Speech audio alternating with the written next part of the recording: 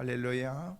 우리 주님께서 부활하셨습니다. 부활하신 놀라운 주님의 은혜와 축복이 일부에 나오신 여러분 모두의 삶 가운데 충만할 수 있기를 간절히 소망합니다. 멀리 떨어져 있지만은 우리 일부에 나오신 서로에게 인사하실 때 우리 주님이 부활하셨습니다. 해피 이스터 인사하겠습니다. 우리 주님께서 부활의 놀라운 주님의 은혜의 축복의 메시지를 우리 가운데 주셨습니다. 2023년 부활주일입니다. 부활하신 주님의 놀라운 은혜와 축복이 오늘 예배에 참석하신 여러분 모두의 삶 가운데 충만할 수 있기를 간절히 소망합니다. 우리 주님께서 십자가에 죽으시고 3일 만에 부활하심을 기념하는 부활주일입니다. 부활의 신앙은 개신교를 비롯해서 로마 카톨릭과 그리고 동방정교에 이르기까지 예수를 구주로 고백하는 모든 정파들이 함께 부활하신 주님을 예배하며 찬양하는 날이기도 한 것입니다. 부활을 말하지 않고서는 십자가의 의미가 그 가운데에서 아무것도 없기 때문에 부활은 우리 삶 가운데 어떤 의미로 예수 믿는 사람들에게 가장 중요한 날이 바로 부활이라고 그렇게 말할 수가 있는 것입니다. 십자가가 기독교의 뿌리라고 얘기하면 부활은 그 뿌리를 통해서 가지가 자라고 이제 나무가 무성하게 이제 맺어지면서 나중에 열매로 맺는 것이 부활이라고 그렇게 말할 수가 있는 것입니다.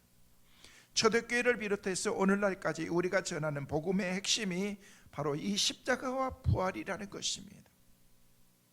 부활은 역사상 우리 주님이 처음이신 것입니다. 성경에 나오는 죽었다가 살아나는 사람들을 소개하고 있지만 그 사람들도 또 살다가 몇 년을 더 살다가 어느 정도 살다가 다 그들은 또 다시 우리 인간들이 가는 그 길을 마지막에 죽음의 그 길을 다 갔던 것입니다. 부활은 다시는 죽음이 없는 영원한 생명을 우리 가운데 주신 약속의 말씀이 바로 부활인 것입니다. 오늘 본문 말씀 보니까 부활하신 예수님께서 하신 축복의 말씀입니다. 오늘 새벽에도 새벽 시간에 저와 여러분이 함께 나누었던 것처럼 우리 주님께서 이 땅에 오셔서 우리에게 주신 메시지는 단 하나인 것입니다. 샬롬, 너희에게 평안이 있을지어다. 평안이 있을지어다. 오늘 예배에 참석하신 사랑하는 성도 여러분, 그리고 영상을 통해서 말씀을 듣고 있는 여러분 모두의 삶 가운데 여러분의 삶에 주님의 평안이 넘칠 수 있기를 간절히 소망합니다. 예수 그리스도의 평안이 우리 가운데 넘쳐야 되는 것입니다. 평안이라는 것은 오늘 현대를 살아가는 우리에게 있어서 없어서는 안 될 가장 소중한 하나님의 메시지이고 축복의 말씀인 것입니다. 평안이 우리 가운데 있기를 원한다. 어느 대학 교수가 자기 사랑하는 그런 제자에게 사랑하는 제자에게 그 제자의 생각이 무엇인가, 그가 정말 소망하는 것이 무엇인가를 궁금해서 종이 한 장을 주면서 네가 네 삶 가운데 이루어지기를 원하고 네가 갖고 싶은 것을 한번 적어봐라 라고 얘기를 하면서 그 페이퍼를 한 장을 주면서 적도록 만들었습니다. 교수님께서 나를 사랑하시면서 내가 갖고 싶은 것이 뭔가를 원하시는 것 같다 생각하면서 자기가 생각을 하면서 원하는 것들을 이것저것 적기 시작했습니다. 열심히 적어갔습니다. 나는 그래도 뭐니 해도 건강했으면 좋겠다라고 생각하면서 건강을 적기도 하고 지식을 갖기를 원하고 명예도 얻고 싶고 사랑도 받고 싶고 권력도 받고 싶고 갖고 싶고 그리고 물질도 많이 있었으면 좋겠다, 이런저런 것들을 빽빽하게 기록하면서 그것을 기록하고 난 다음에 자기가 사랑하고 존경하는 그런 스승에게 그 종이를 드리게 되었던 것입니다. 교수는 그것을 보면서 내용들을 한참 들여다보면서 그 청년의 얼굴을 다시금 바라보면서 그는 이렇게 얘기를 했던 것입니다. 여보게 자네는 여기에 적어둔 것들이 매우 훌륭하고 자네에게 꼭 필요한 삶을 이렇게 적어놨는데, 그런데 매우 훌륭한 것들이는데 일리가 있는 내용들인데 자네는 여기서 가장 중요한 것을 하나를 빠뜨렸네. 그것이 없으면 자네가 가지고 싶은 이 모든 것들을 다 가지고 있는다고 할지라도 오히려 그것은 자네에게 해가 되고 기쁨을 가져다 주지 못하는 것이 될 수 있을 것이네 라고 그렇게 얘기를 했던 것입니다.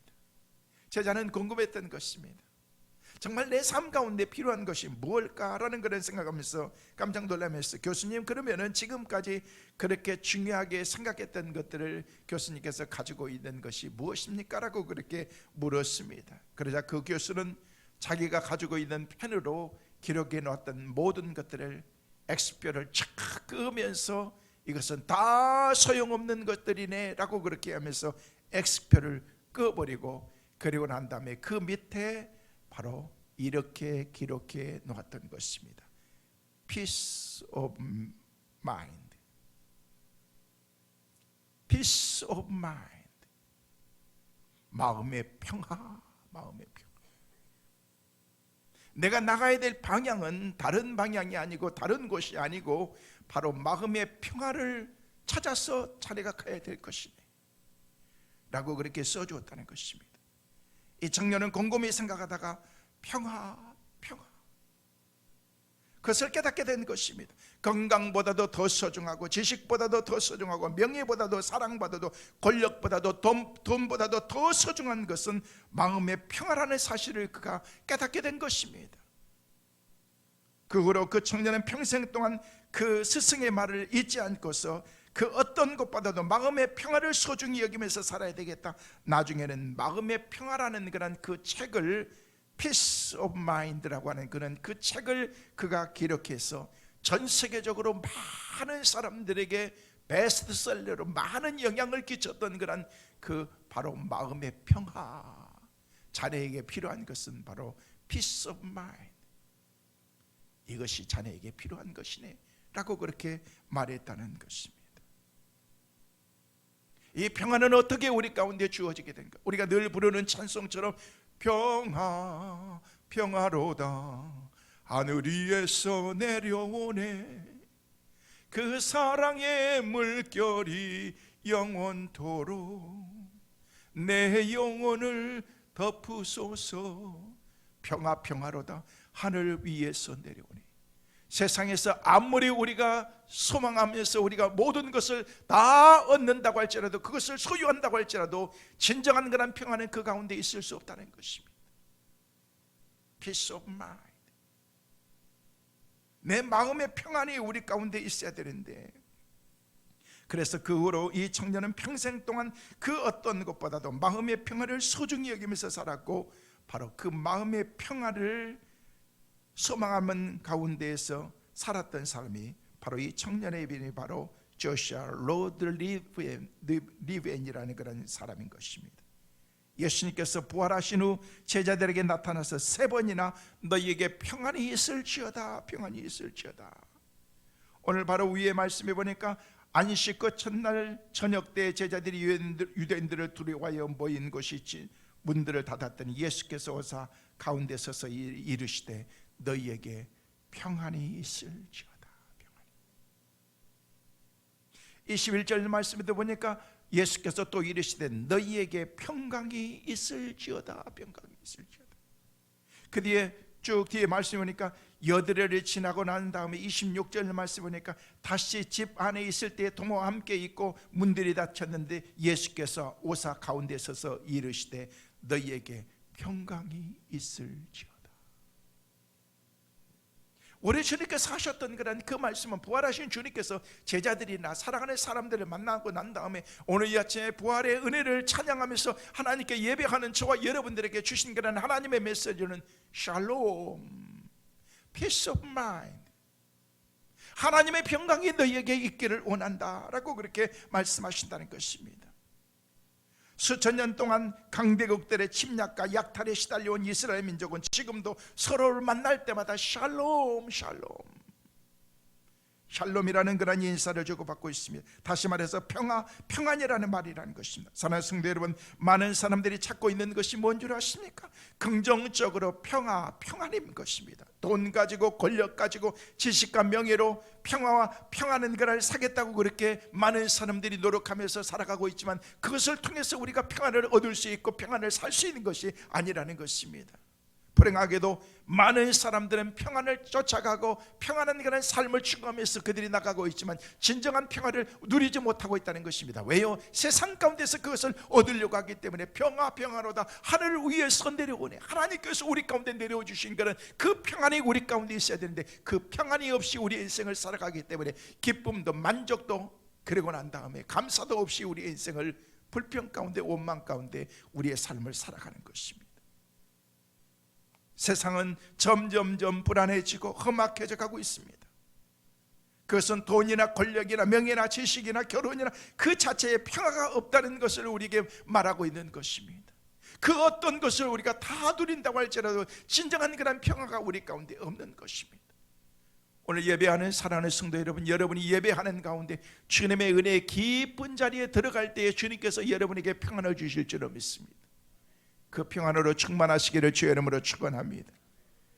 한 쌍의 젊은이가 결혼을 하게 되어서 주례하는 그런 분이, 주례사분이 그 결혼하는 사람에게 너희들 오늘 이렇게 결혼하는데 행복하게 잘 살아라, 이런저런 축복된 그런 메시지를 남기면서 옛날 어른들이 늘 얘기했던 것처럼 검은 머리가 팥불이 되도록, 검은 머리가 팥불이 하얀 머리가 될 수 있도록 그때까지 너희들을 잘 살아야 된다라고 그렇게 얘기를 하면서 그렇게 살 수 있겠냐라고 그렇게 물었어요.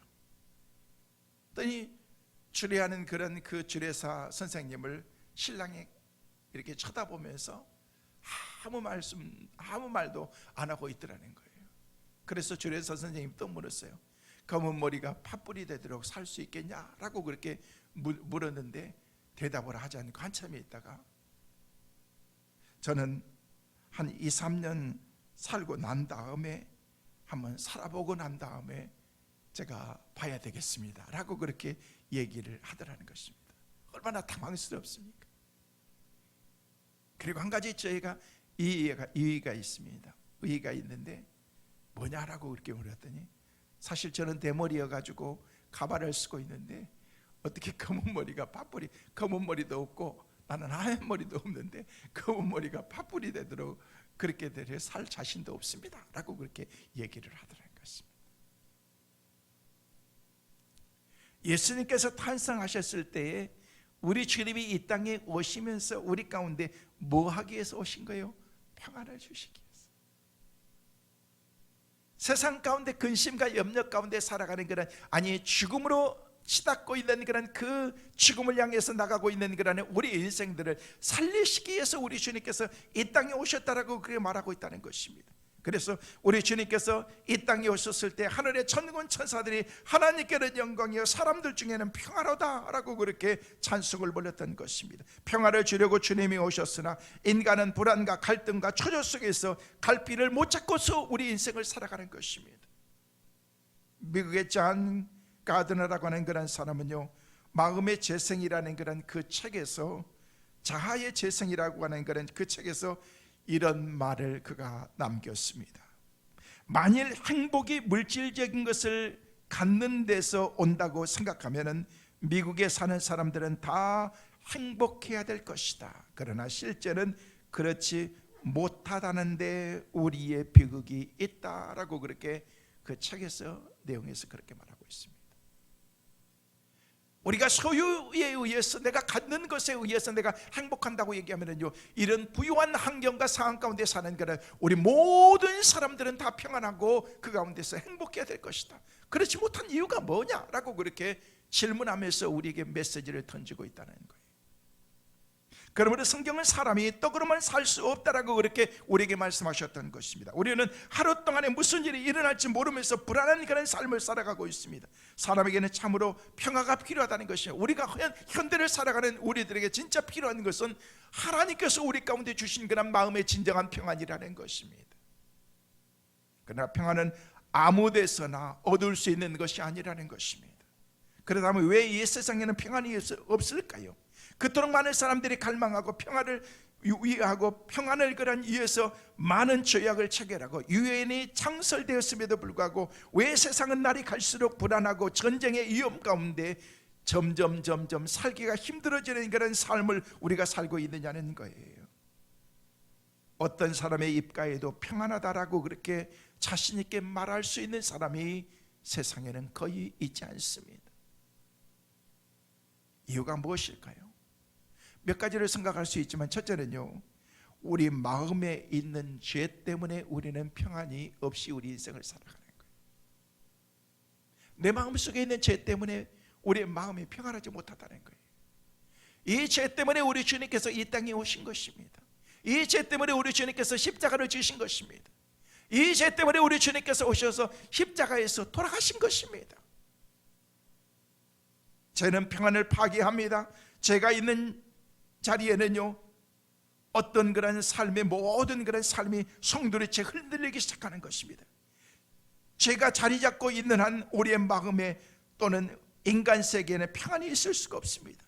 죄는 사람을 두려워하게 만들고 모든 행복을 다 빼앗아가기 때문에 그런 것입니다. 마음속에 죄가 자리 잡고 있는 한 돈방석 권력의 의자, 지식의 최고봉에 앉아 있어도 그 심령은 평안할 수가 없습니다. 죄인은 부르짖는 개 소리에도, 경찰만 보여도 가슴이 철렁하기 마련인 것입니다. 왜? 죄 가운데 있기 때문에 불안과 염려가 있다는 거예요. 평안이 없다는 것입니다. 영국 속담에 보면요, 그런 얘기가 있습니다. 죄인은 생쥐 발자국 소리에도 놀란다라는 그런 말이 있습니다. 여러분, 생쥐가 지나가는데 무슨 발자국이 나겠습니까? 그런데 죄인들은요, 그 소리도 깜짝깜짝 놀란다는 거예요. 왜? 죄가 나를 지배하고 있기 때문에 그런 것입니다. 시편 38편 3절 말씀에는 우리에게 그렇게 말씀하고 있습니다. 함께 같이 보시겠습니다. 주의 진노로 말미암아 내 살에 성한 곳이 없사오니 나의 죄로 말미암아 내 뼈에 평안함이 없나이다. 주의 진노로 말미암아 내 죄로 말미암아 나는 성한 것이 없고 내 뼈까지도 다 쑤시고 아프고 평안이 없이 우리 인생을 살아. 이 가지고 있는 그런 원초적인 것이 뭡니까? 죄라는 것입니다. 죄가 우리의 마음의 평안을 다 빼앗아갑니다. 평안이 너희에게 있을지어다 라고 그렇게 우리 주님께서 부활하시고 난 다음에 수없이 많이 우리에게 강조가 있지만은 우리는 그 평안이 없이 우리의 인생을 살아가고 있다는 것입니다. 죄라고 하는 것은 범하기 전에는요, 좋아 보이고 멋있어 보이고 행복해 보이고, 일단 죄를 범하고 나면은요, 그 생각이 얼마나 잘못된 것인가라는 걸 우리는 너무나도 잘 알고 있는 거예요. 부끄럽고 두려운 것이라는 것을 우리는 너무나도 잘 알고 있는 것입니다. 하하가 선악과를 따먹기 전에는 선악과를 따먹으로 인해서 하나님같이 될 것이라고 생각했었고, 선악과가 보암직도 하고 먹음직도 하고 탐스러워 보이고 싶은 그런 만큼 생각과 충동을 강하게 느꼈다는 것입니다. 용기를 내서 그것을 따먹었습니다. 그러면 이제는 하나님처럼 돼야 되잖아요. 눈이 완전히 밝아져야 되잖아요. 그런 다음에 그가 행복했습니까? 평안했습니까? 마음에 평화가 있었습니까? 평안은 모두가 다 사라져버린 것입니다. 두렵고 부끄러워서 어쩔 줄 몰랐습니다. 그래서 무화과 나뭇잎을 꺾어서 치마를 만들어서 자기의 치부를 감췄지만 숨었지만 숨을 수가 없습니다. 두려움과 부끄러움을 감출 수가 없어졌던 것입니다. 감출 수가 없었습니다. 미국의 유명한 뉴스 해설가인 폴 합이라는 그런 사람은요, 추운 지방에 사는 그런 에스키모 사람들이요, 늑대를 어떻게 잡는가에 대해서 설명하면서 에스키모 사람들이요, 추운 겨울에 늑대를 잡기 위해서 막 돌아다니는 것이 아니라 그들이 늑대를 잡는 방법이 있다는 거예요. 어떻게 잡느냐? 아주 예리한 칼날을 이렇게 가지고서 그 칼날 끝에다가 짐승의 피를 딱 묻힌다는 거예요. 피를 묻히면은요, 금방 이게 땡땡 얼어가지고 얼음으로 변한대요. 얼음으로 변한 그 위에 또 피를 딱 묻히고 난 다음에 놔두면요, 금방 이게 또 얼음으로 변하는 거예요. 피를 그 위에 또 묻히고 피를 또 묻히고, 이제 아주 예리했던 그런 그 칼날이 피 얼음으로 이렇게 다 묻혀져 있는데, 그것을 살짝 땅에 묻어가지고 꽂아놓으면요, 늑대들이 피 냄새를 맡고서 그곳에 다 모이게 된다는 거예요. 그러면서 혀로 그 얼음을 핥기 시작하는 것입니다. 혀를 가지고서 얼음을 핥기 시작하면은요, 추운 얼음에 의해서 혀가 이미 얼어버렸는데도 나중에 거기에서 이제 얼음으로 변한 그런 그 피를 다 핥아서 먹었는데도 여전히 칼날이 예리하게 나와 있는데도 여전히 그것을 혀로 핥으면서 이미 얼어버리고 이렇게 감각이 묻어져 버린 그런 그 늑대들은요, 계속해서 그것을 핥으면서 자기의 혀가 예리한 칼에 다 상하고 있는지도 모르면서 나중에는요, 자기의 피가 흐르는 것을 자기가 스스로 빨아먹으면서 많은 피를 흘리면서 그 자리에서 늑대가 죽게 된다는 것입니다.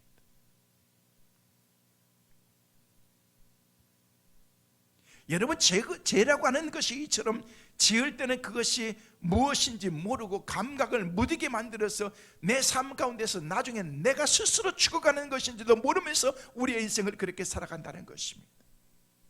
그러므로 죄악을 품고 있는 한 평화가 있을 수가 없는 것입니다. 사랑하는 성도 여러분, 우리 안에 있는 모든 죄를 버리고 죄에서 자유함을 얻고 주님의 평강 가운데 살아가는 우리 모두가 되시기를 주님의 이름으로 축원합니다. 두 번째는 문제를 자기가 가지고 해결하려고 하기 때문에 내 마음속에 진정한 평화가 없는 것입니다. 인간은 절대자가 아닙니다. 초능력자도 아닙니다. 인간은 상한 갈대처럼 한없이 약한 존재인 것이죠. 그러므로 세상을 살다 보면요, 내 힘으로 어떻게 할 수 없는 일들이 얼마나 많이 있습니까? 하나님을 믿고 의지하는 사람은 이런 문제를 자기가 짊어지고 가지 않습니다. 하나님께 모든 삶 전체를 다 맡길 것입니다.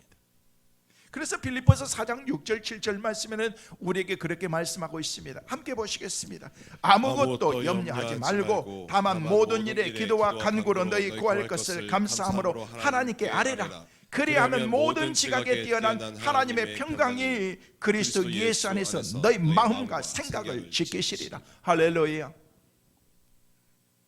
하나님의 평강이 우리의 마음과 생각을 지키신다는 것입니다. 어떻게 하려는 거예요? 아무것도 염려하지 말라는 것입니다. 너는 다만 기도와 간구로 구할 것을 하나님께 감사함으로 아뢰기만 하라는 것입니다. 기도만 하라는 것입니다.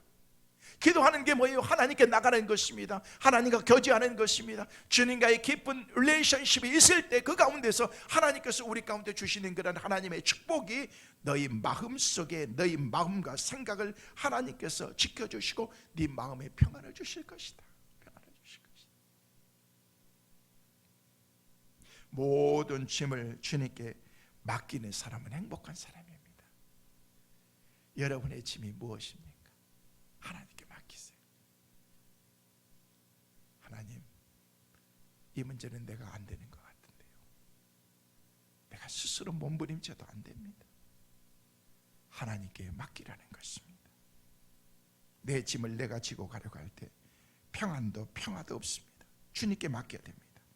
예수 그리스도가 계신 곳에 참된 평화가 있기 때문에 그렇습니다. 예수 그리스도로 말미암아 얻어진 평화는 아무도 빼앗아갈 수 없는 그런 평안이기 때문에 그렇습니다. 이 평안은 세상의 어떤 것으로도 얻을 수 없는 평안입니다. 이 환경과 어떤 환경과 여건 속에서도 변함없는 그런 평안인 것입니다. 사랑하는 성도 여러분, 모든 문제를 여러분이 혼자 해결하려고 하지 마십시오. 주님께 한번 맡겨보십시오. 하나님의 평안을 경험하게 될 것입니다. 주님의 평안이 여러분의 마음속에 충만할 수 있기를 주의 이름으로 축원합니다. 그렇다면 주님께서는 어떤 사람들에게 이런 평안을 주시는 것인가? 간단하게 세 가지를 말씀을 드립니다. 첫째로 주님께서 평안을 주신 그런 사람들은 어떤 사람이냐? 예수님의 죽으심과 부활을 믿는 사람이 이 평안을 누릴 수가 있다는 거예요. 오늘 보면 19절 20절 말씀에 보는 우리에게 구체적으로 그렇게 말씀하고 있습니다. 이날 곧 안식 후 첫날 저녁 때에 제자들이 유대인들을 두려워하여 모인 곳의 문들을 닫았더니 예수께서 오사 가운데 서서 이르시되 너희에게 평강이 있을지어다. 20절 말씀하니까 이 말씀을 하시고 손과 옆구리를 보이시니 제자들이 주를 보고 기뻐하더라.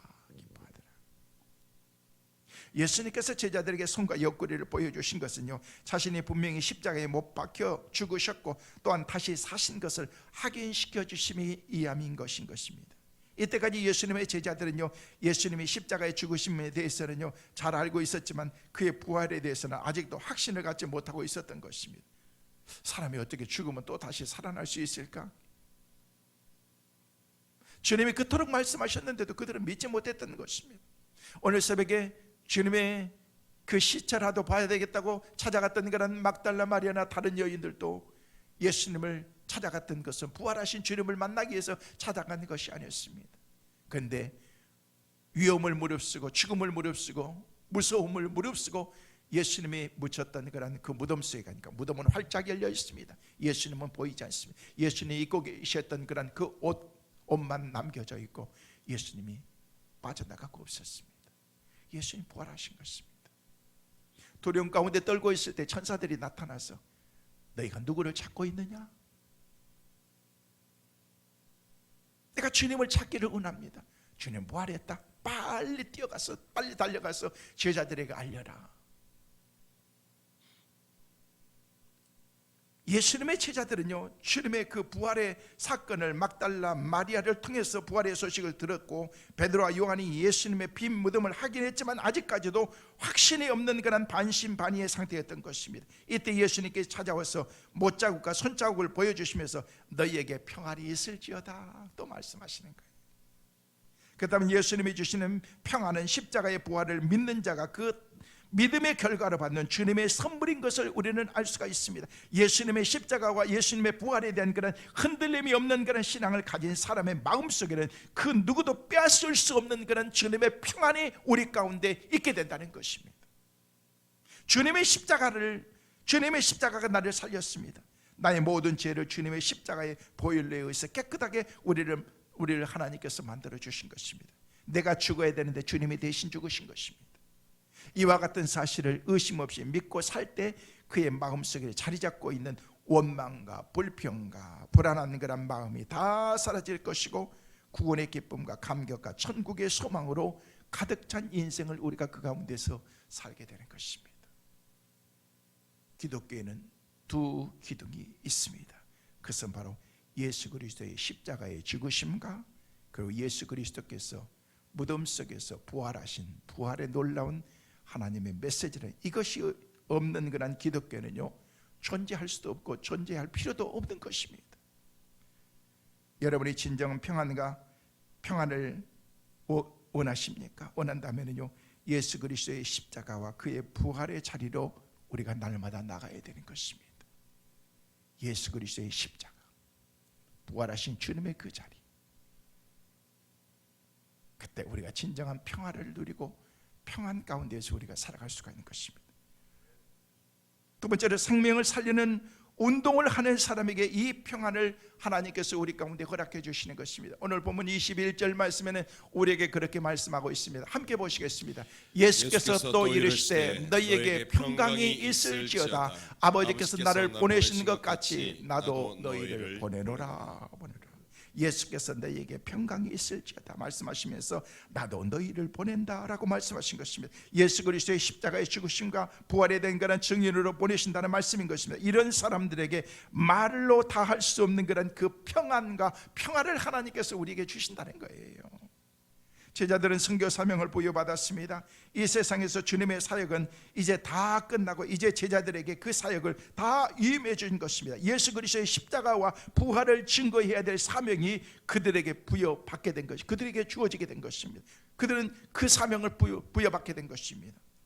여러분 복음이라는 게 뭔지 아십니까? 복된 소식인 것입니다. 그래서 우리는 굿뉴스라고 그렇게 말하는 것입니다. 결국 복음은 평안의 소식인 것입니다. 그래서 에베소 6장 15절 말씀이니까 평안의 복음이라고 그렇게 평안의 복음에 대해서 말하고 있습니다. 이 복음이 평안의 소식이라면 그것을 전하는 사람도 역시 평안을 마음속에 누리는 것은 당연한 것입니다. 내가 그렇게 살지도 못하면서 내가 그것을 누리지도 못하면서 어떻게 평안을 우리가 말할 수가 있겠느냐는 거예요. 내가 예수 그리스도를 한 번도 체험해보지 않으면서 어떻게 예수 그리스도를 우리가 말할 수 있겠느냐는 거예요. 내가 예수 그리스도를 먼저 맛보아야죠. 예수 그리스도의 구원의 은혜를 내가 체험해야죠.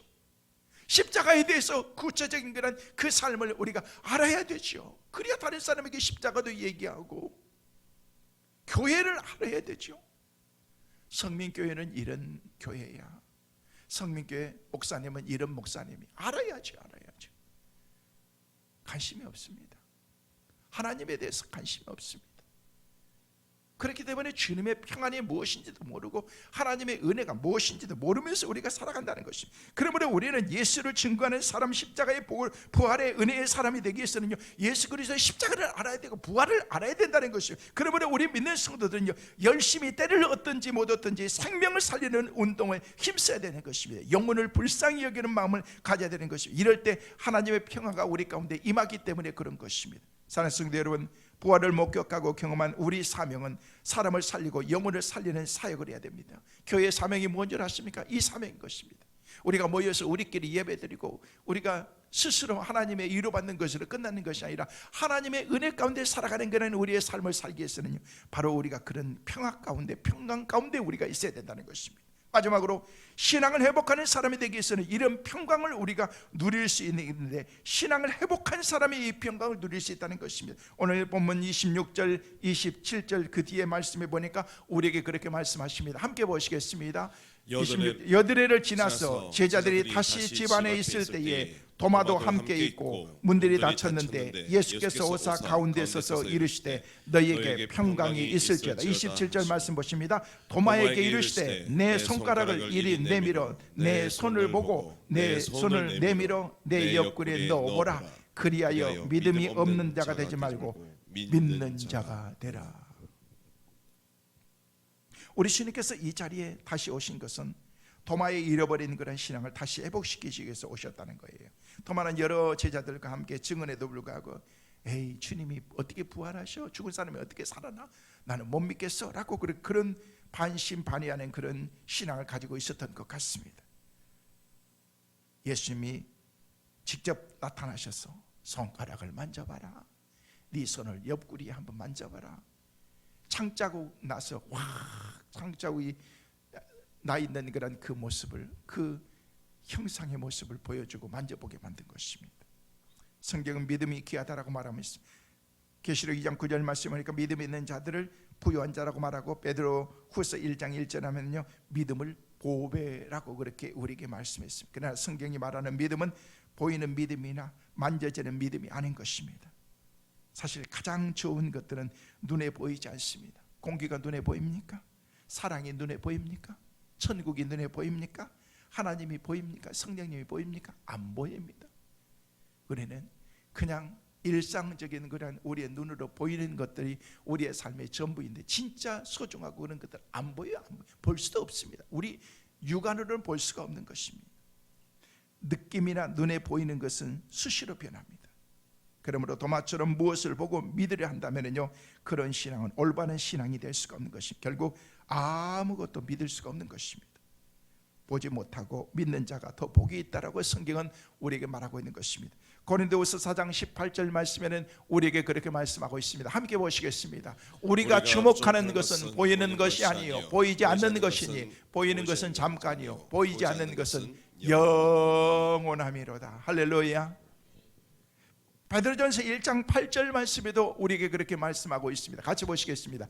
예수를 너희가 보지 못하였으나 사랑하는도다. 이제도 보지 못하나 믿고 말할 수 없는 영광스러운 즐거움으로 기뻐하니. 그런데도 도마는 믿음을 잃어버리고 내가 예수님의 손과 옆구리를 만져보기 전에는 믿을 수 없다라고 그렇게 말했던 것입니다. 우리는 돈을 잃어버렸을 때는 그때 마음이 얼마나 아픕니까? 건강을 잃어버렸을 때는 마음이 더욱 아파합니다. 또 사랑하는 사람을 잃어버렸을 때는 더욱 비통해하는 것입니다. 다시 찾을 수만 있다면 우리가 그것을 찾기 위해서 무단히 애쓰는 것입니다. 그러나 믿음을 잃어버리고 나서는 무감각하게 지낼 때가 너무 많습니다. 우리는 무엇보다도 잃어버린 믿음을 찾아야 됩니다. 미지근해져 버리는 그런 우리의 신앙을 회복해야 됩니다.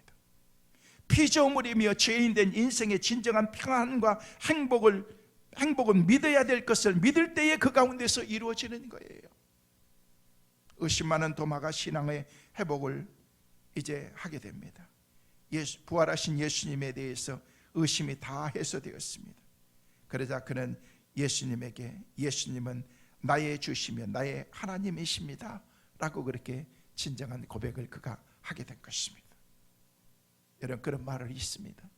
돈을 잃은 것은 조금 잃은 것이고, 명예를 잃은 것은 많이 잃은 것이고, 건강을 잃은 것은 전부 잃은 것이다 라고 그렇게 말합니다. 저는 그 가운데 한 가지를 더 한다면요, 믿음을 잃어버리면 영원한 것을 잃어버린 것입니다. 우리가 신앙을 잃어버리면 영혼을 잃어버린 것입니다. 세상의 믿음보다도 더 중요한 것이 어디 있습니까? 이런 믿음의 사람들에게 하늘의 평안과 평화로 가득할 수 있는 그 축복의 은혜를 우리 가운데 주셨는데, 그 은혜가 바로 예수 그리스도의 부활이라는 것입니다. 세상은 우리를 평안하게 해줄 수가 없습니다. 돈, 권력, 명예, 우리를 평안하게 하지 못합니다. 예수 그리스도만이 우리를 평안하게 하실 수가 있습니다. 요한복음 14장 27절 말씀에도 우리에게 말씀하고 있습니다. 함께 보시겠습니다. 내가 평안을 너희에게 끼치노니 곧 나의 평안을 너희에게 주노라. 내가 너희에게 주는 것은 세상에 주는 것 같이 아니하니라. 너희는 마음의 근심도 말과 두려워하지도 말라. 예수님께서는 세상에 계시면서 온갖 인간의 고통을 다 담당하셨습니다. 인간이 세상에서 겪는 고통 얼마나 크다는 것을 다 아셨습니다. 인간이 사는 그런 세상의 삶이 무엇이라는 것을 우리 주님께서는 직접 하늘 보좌를 버리고 이 땅에 오셔서 우리 인간들처럼 사시면서 우리가 살아가는 그런 삶이 무엇인가를 다 알게 된 것입니다. 그러면서 이들에게 필요한 것이 무엇이라는 것을 다 알게 된 것입니다. 평안을 너에게 주노라. 영국의 헨리 8세 왕이 이제 세상 사람들이 어떻게 사는가 궁금한 거예요. 밤에 조용히 혼자 런던시를 배하다가 늦은 시간에 이렇게 가다가 통금 시간이 지나가지고 야경에게 걸린 것입니다. 야간 경찰에게 걸린 것입니다. 그래서 당신이 이 시간에, 늦은 시간에 왜 이렇게 다닙니까? 당신의 신분을 얘기하세요. 당신은 누굽니까? 아무 말 하지 않고, 그래서 결국 그냥 끌고 가가지고 경범죄로 투옥이 돼서 하룻밤을 감옥에서 지내게 되었습니다. 이튿날 이제 훈방 조치를 하면서 다시는 늦은 시간 다니지 마세요 하면서 나가세요 라고 그렇게 해서 석방되어서 궁전으로 다시 돌아왔습니다. 궁전에서는 왕이 갑자기 없어져 가지고 난리가 나서 큰 소리, 소동이 일어났습니다. 헨리 8세는 자기가 지난밤에 지냈던 그 하룻밤이 얼마나 힘들고 어렵다는 것을, 그 추운 날 냉방에서 하루 저녁을 고생하고 나니 감옥이 얼마나 고통스러운 것인가를 그가 알게 되어서 그 다음 날 모든 감옥마다 석탄을 넉넉히 보내주고 죄수들에게 빵과 먹을 것을 풍성하게 나눠주도록 하시오 라고 그렇게 어명이 떨어지게 된 것입니다. 사람들은 이해할 수가 없었습니다. 왜 갑자기 이렇게 많은 것을 우리에게 선처를 해주는가? 죄인들이 머무는 곳인데 자기 자신이 경험해 보니까 그 고통이 얼마나 큰 것인가를 알 수 있었던 것입니다. 예수님께서도 바로 그런 분이십니다. 세상이 어떤 그런 삶 가운데서 사는 것이 세상 삶이라는 것을 주님께서 직접 살아보면서 알으셨기 때문에 이들에게 필요한 것이 돈인가 건강인가 환경인가, 그보다도 더 소중한 것은 마음의 평안이라는 것을 알고 계셨던 것입니다. 그래서 너희에게 평안이 있을지어다. 주님께서 우리 인간들이 필요한 모든 것을 다 주신 것입니다. 이것이 바로 부활의 메시지인 것입니다. 사랑하는 성도들, 우리 주님께서는 부활하셨습니다. 이거는 어쩔 수가 없습니다. 아무리 부인해도 우리 주님께서는 부활하신 것은요, 그 누구도 마치 손바닥으로 내 눈을 가리면서 세상을 안 보는 것 같은 그런 세상이 모든 것이 암흑이다라고 생각한다고 할지라도 세상은 암흑이 아닙니다. 왜요? 빛 대신 예수님께서 오셔서 우리 가운데 소망의 빛으로 우리 가운데 다 밝혀주셨기 때문에 그렇습니다. 그러면서 우리 가운데 주신 평안으로 온 세상을 가득 덮었습니다. 성도 여러분, 주님의 평안을 여러분이 끌어다 쓰시면 되는 거예요. 마음속에 근심과 염려가 있습니까? 예수 그리스도의 평안을 여러분 마음속에 모시기를 바랍니다. 평안의 원동력이신 원초이신 그 주님을 여러분의 마음속에 모시기만 하면은 여러분의 삶은 평화로 가득하게 될 것입니다. 평강이 넘치게 될 것입니다. 부활하신 놀라운 주님의 은혜가 여러분의 삶과 여러분의 가정과 우리 교회와 그리고 한국 교회와 우리나라 가운데 충만하게 임하셔서 부활하신 주님의 그 평강의 평안이 우리의 삶을 지배하는 그 은혜가 있게 되시기를 주의 이름으로 축원합니다.